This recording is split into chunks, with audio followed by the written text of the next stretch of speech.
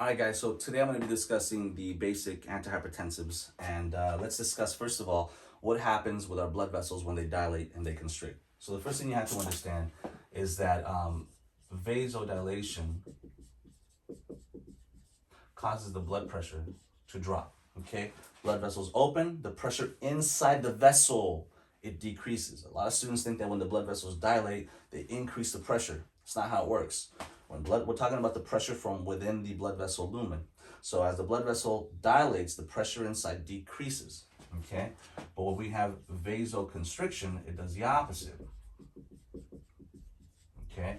When you have vasoconstriction, it's squeezing the blood and the blood pressure increases. Now, it's important for us to know the significance of blood pressure, right?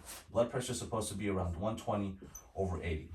If the blood pressure gets too low or too high, we may have significant issues because the pressure has to be high enough to push blood through the tissues where the blood vessels or the blood vessel arterioles are located so they can get to the tissues and perfuse them. So for instance, when we talk about the kidneys, and if the kidneys receive blood from the renal artery, you understand that there's smaller arterioles that are sending that blood to the nephron, to the glomeruli. If your blood pressure is too low, the blood cannot make it to the kidneys. And this is why we monitor urine output when somebody's suspected of having a bleed or some type of hypovolemia or shock, because as long as the kidneys are producing 30 mLs of urine per hour at the minimum, then we know that the kidneys are being perfused with the adequate blood supply so they can maintain metabolic function. At the same time, or at the flip side, if your blood pressure is too high, well, now the force that's being sent to those blood vessels, the arterioles, the glomeruli, the nephrons, they're being potentially destroyed. And that's the implication of having high blood pressure. So keep in mind that there's a delicate balance. Your blood pressure can't be too high and it can't be too low in order for adequate bodily function to occur. Okay? And these are the risk factors associated with hyper and hypotension. Now, let's discuss the basic ways that your body increases blood pressure. I like to understand the why and the how. Why do we give calcium channel blockers? Why do we give beta blockers? Why do we give ACE inhibitors? Okay, let's discuss calcium channel, the role of calcium in the bloodstream, in the body first, okay? So what you guys have to know about calcium is that calcium is an electrolyte that causes what we call action potential. Okay? And the action potential is essentially, imagine that this is a smooth muscle cell, right?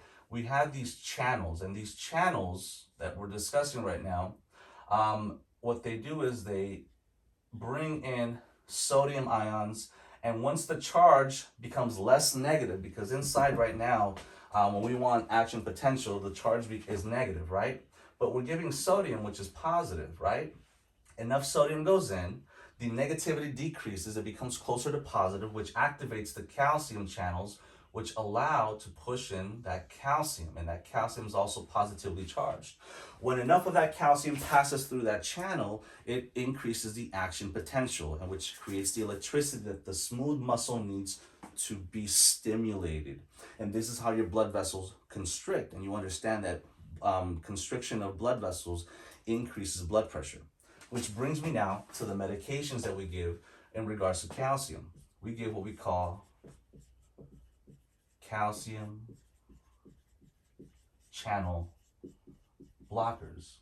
So understanding this whole feature, that the cells require calcium to go inside the cell to create this thing that we call action potential that generates the electricity for the muscle, the smooth muscle stimulation. Well, calcium channel blockers, they block that, okay?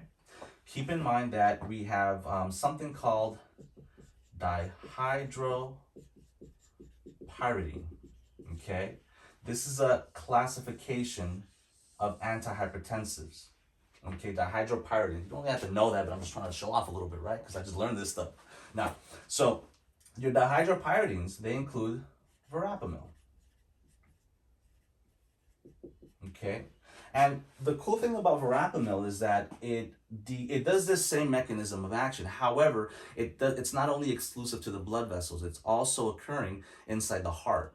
So keep in mind that your medications like verapamil, what they end up doing is that they decrease the electrical conduction. Remember, we talked about action potential, right? Where is it at? We talked about action potential, okay? And so what verapamil does is that decreases the action potential, which can also affect your SA node and your AV node. And because of that, it can cause issues with heart block. This is why you never give these medications to patients who have heart block issues, okay? AV heart blocks. Oh, excuse me. And so when it comes to your calcium channel blockers, folks, we discussed the first one, right? The dihydropyridine. Oops. We have verapamil, and we also have, I just forgot, we have also diltiazem. Okay, so these are the two basic types of medications that we have under this category of dihydropyridines. And keep in mind that these don't only affect your smooth muscles, but they also affect your heart. Okay, and they decrease the electrical conduction from your SA node to your AV node, and this is why we try not to give calcium channel blockers for patients who have AV blocks. Okay, now let's discuss the other mechanism that is going to be affected by the medications. Okay, we have another way that your blood vessels are constricted. It's through the stimulation of adrenaline. Okay, and so adrenaline is a catecholamine. It activates the fight or flight mechanism. So you have to understand the foundation that your fight or flight causes peripheral vasoconstriction, and we discussed vasoconstriction causes what? The blood pressure to go up, to increase, right? So we have a classification of drugs known as beta adrenergic blockers, okay? And your beta adrenergic blockers, they end in LOL, such as metoprolol, sotalol, atenolol. And what these medications do is when it comes to the blood vessel walls, you have these receptors on the cells of the blood vessel wall. And so, generally speaking, they are recipients to your adrenaline. Okay? And your adrenaline causes stimulation, which constricts the blood vessels, which increases blood pressure. But in some patients, we give them what we call beta blockers, beta adrenergic blockers. And what they do is they block that stimulation of adrenaline. Now, if the adrenaline vasoconstricts and the adrenaline cannot get to the beta receptors, well, then that means that the blood vessel now will be able to dilate. Keep in mind that these medications that are known as beta blockers, they also will decrease the heart rate because it also has effect on the cardiac muscles, and it will decrease the heart rate. And so you must assess the heart rate. It must be at least 60 beats per minute before you give beta blockers. Keep in mind that when you're blocking adrenaline,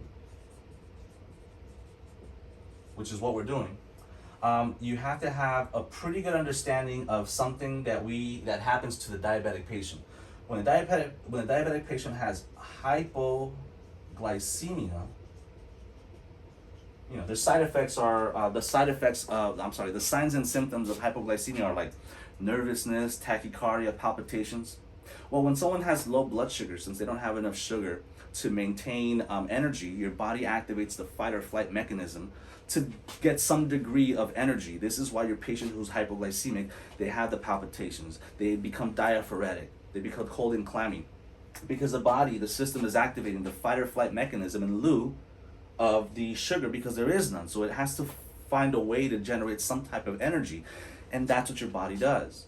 But if your patient has a history of hypertension and they're also taking beta blockers, well, aren't beta blockers blocking the adrenaline? So what ends up happening is, if your patient who's diabetic, who's also hypertensive, if they're taking beta blockers and they develop hypoglycemia, you're not going to be able to see the manifestation. So it's important to continuously assess the glucose levels to ensure that they don't develop hypoglycemia. Another thing you guys should know about beta blockers is B. These patients can develop an idiosyncratic effect known as bronchospasms. So if at any point your patient develops bronchospasms while taking beta blockers, you must report it to the doctor because they have to potentially change the medication. Okay? All right.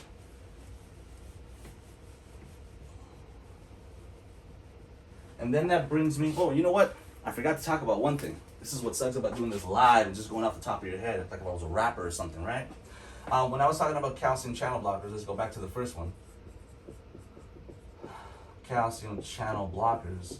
I only discussed your verapamil and so diltiazem.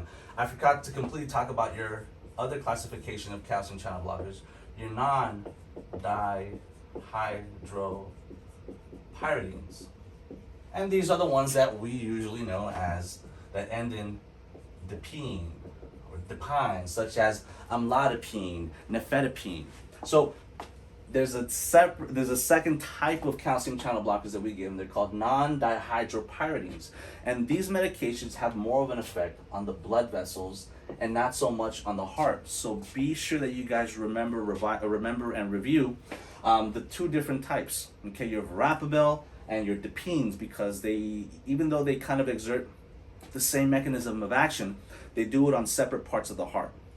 Okay, and then that brings me to the last type of antihypertensive that we'll be discussing today. Generally speaking, again, when your blood pressure drops, okay, your kidneys have a vantage point or a view of how your blood pressure is doing. So when your blood pressure drops, your kidneys, they can detect it. And so what the JGA does, the juxtaglomerular apparatus, which is a cool little thing found, okay, you know, you have your glomeruli in here, you have your afferent arterial, you have your efferent arterial that sends blood back out. Well, right here behind it, juxtaposed, positioned right in between the afferent and efferent arterial at the Bowman's capsule, you have this network of cells, of tissues, and we call that the juxtaglomerular apparatus. And this JGA, what it does is it can tell if the blood pressure is high or low. So when your blood pressure drops, it releases a hormone known as renin.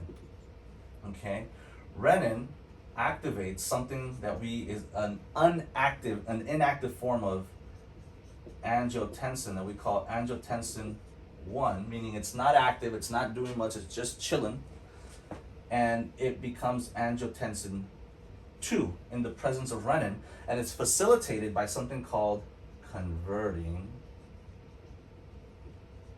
enzyme, which happens in the lungs. So again, when your blood pressure drops, the JGA, which can detect your blood pressure, it releases a hormone known as renin. Renin forms the inactive form of angiotensin 1 into angiotensin 2, and it's facilitated by something called the converting enzyme. Now, the word angio means vessel. The word tensin means tension, pressure. So what this angiotensin 2 does is it vasoconstricts. And then aldosterone is released by the adrenal cortex. And what does aldosterone do? Aldosterone increases sodium reabsorption at the tubules, so the salt that's going in here further out that way, but nonetheless it gets reabsorbed back into the systemic circulation, and wherever salt goes, water follows, and it increases the circulation volume, and that also helps increase blood pressure.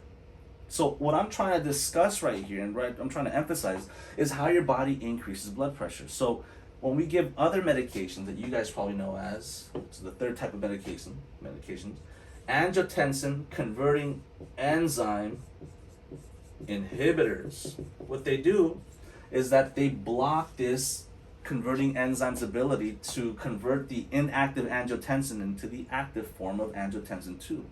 And hence, it vasodilates. At the same time, it stops the release of aldosterone, which instead of reabsorbing sodium, now it decreases sodium, and that's what gives us our potential side effect of ACE inhibitors, hyperkalemia, potential high potassium levels. And when the blood vessels dilate, the blood vessel walls at the capillaries, which are the distal ends or the smaller, the mucous membranes or the distal ends of the appendages, or wherever you have capillaries, which is numerous and all over the body, those blood vessel walls dilate. So the blood pressure can drop, right? Well, now the plasma leaks from those blood vessel walls into the tissues, and that's what can give you peripheral edema. And those are going to be the side effects for those type of medications. So I'll be discussing diuretics when I go over the renal system, but diuretics are the first line of defense and medications that we use to decrease blood pressure before we start giving these type of drugs. So make sure that you guys understand that your ACE inhibitors, those medications end in pril. And we're talking about your benzapril, enalapril. Those medications always fall under the ACE inhibitors. Make sure you guys understand the mechanism of action, what it does, so you can fully understand the side effects that these patients are going to be manifesting. I hope that helped out, guys. Please follow me on Instagram at Learn NCLEX Now. Please subscribe to my YouTube channel at Learn NCLEX Now. And please follow me on TikTok as well, because I post some little videos there as well. Thank you.